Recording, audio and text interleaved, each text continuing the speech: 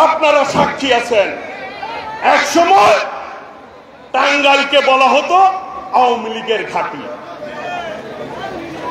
সেই আওয়ামী লীগের ঘাঁটি বর্তমানে বিএনপির ঘাঁটি হিসাবে পরিচিত হয়েছে।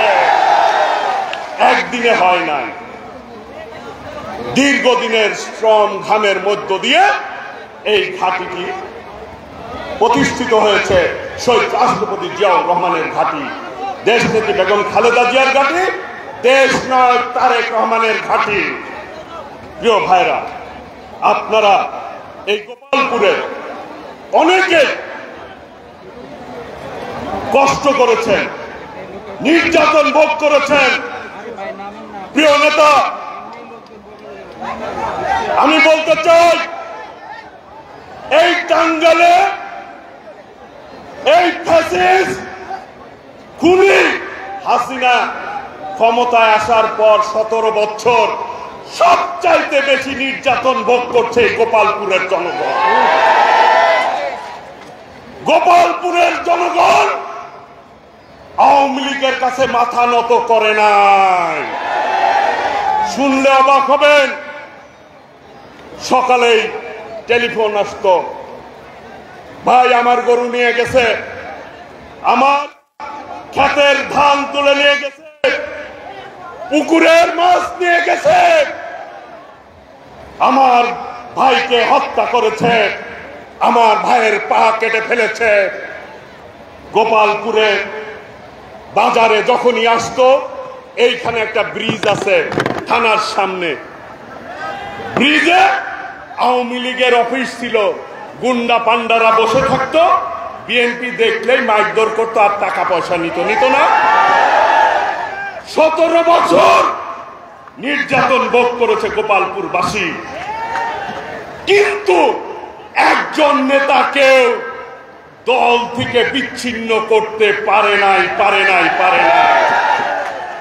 আমি বলতে চাই, আজকে 17 বছর আন্দোলন সংগ্রাম হয়েছে। অনেকেই বলেন এদানি 15 দিনে আন্দোলন সফল হয়েছে।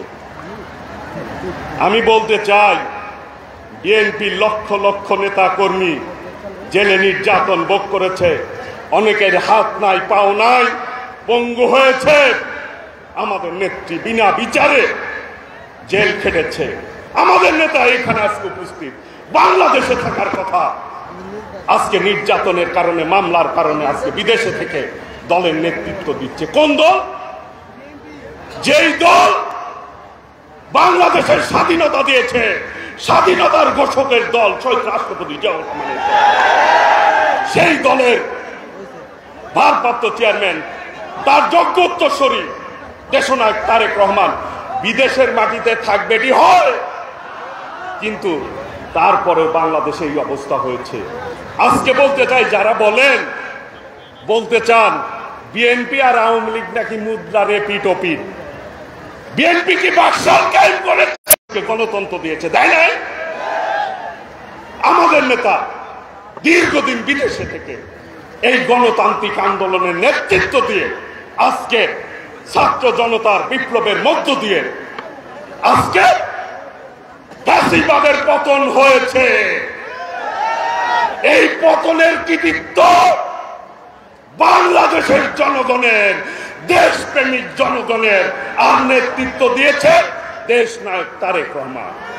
নাকি ভাইরা, আজকে বলতে চাই, বাংলাদেশ আর বিএনপি এক সূত্রে গাঁথা। এই বাংলাদেশ থেকে বিএনপিকে আলাদা করা যাবে না। অনেকেই ষড়যন্ত্র করেছেন, বলতে চাই, ষড়যন্ত্র করেছেন, লাভ হয় নাই। এরশাদ ষড়যন্ত্র হয় নাই, হাসিনা ষড়যন্ত্র করেছে, লাভ হয় নাই।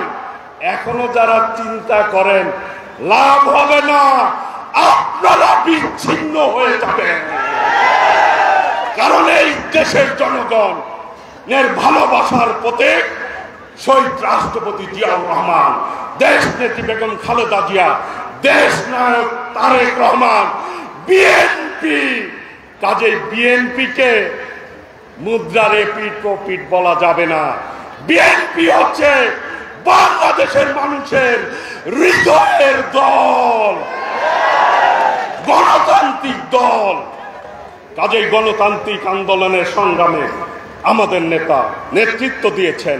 প্রিয় ভাইরা, আমি বক্তৃতা শেষ করব।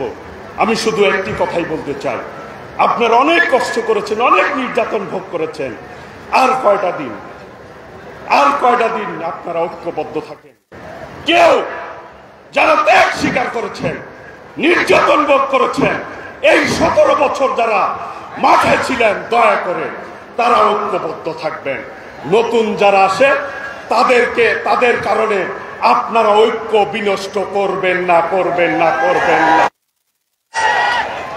তাহলে কোন অপশক্তি, কোন ষড়যন্ত্র ক্ষতি করতে পারবে না। আল্লাহর রহমতে দেশনায়ক তারেক রহমানের নেতৃত্বে বাংলাদেশ জাতীয়তাবাদী দল ইতিমধ্যে দেশনায়ক তারেক রহমান ঘোষণা দিয়েছেন, যারা আন্দোলন করেছে ঐক্যবদ্ধভাবে জাতীয় সরকার করবেন বিএনপি। আমি বলতে চাই, আগামী দিনের ভবিষ্যৎ প্রধানমন্ত্রী যার নেতৃত্বে বাংলাদেশ ঐক্যবদ্ধ হয়েছে না ভাইরা? হয়েছে না? হাত তুলে দেখান, হয়েছে না? হয়েছে। এই পর্যায়ে বক্তব্য রাখবেন বাংলাদেশের ভবিষ্যৎ প্রধানমন্ত্রী, বাংলাদেশের ঐক্যের প্রতীক, জাতীয়তাবাদী শক্তির ঐক্যের প্রতীক, আমার প্রিয় নেতা, প্রিয় অভিভাবক, বিএনপির ভারপ্রাপ্ত চেয়ারম্যান দেশনায়ক তারেক রহমান এই পর্যায়ে বক্তব্য রাখবেন। সকলকে ধন্যবাদ।